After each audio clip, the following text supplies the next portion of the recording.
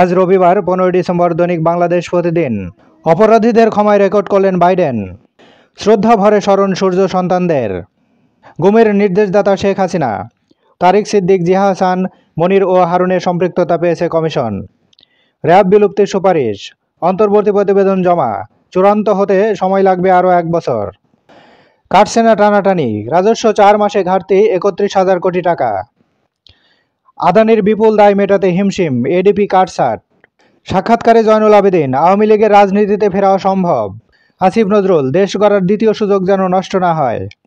ভারতকে অসহযোগী দেশের তালিকাভুক্ত যুক্তরাষ্ট্রের বিশেষ সুবিধা বাতিল করেছে সুইজারল্যান্ড। আবার রোহিঙ্গা ঢলের সংখ্যা, রাখাইনে অস্থিরতা, ক্যাম্প পরিদর্শনে প্রতিনিধি দল। দক্ষিণ কোরিয়ার রাজনীতিতে ঝড়, অভিশংসিত হলেন প্রেসিডেন্ট ইউন। ভারপ্রাপ্ত প্রেসিডেন্টের দায়িত্ব পালন করবেন প্রধানমন্ত্রী হ্যান। বিচার প্রার্থীদের দুর্ভোগ খরচ কমাতে কমিশন গঠনের পরিকল্পনা। বিচারপতি নিয়োগে নীতিমালা খসড়া প্রায় চূড়ান্ত। হচ্ছে স্থায়ী অ্যাটর্নি সার্ভিসেস বিধিমালা। চলছে দেওয়ানি ফৌজদারি কার্যবিধি সংশোধন।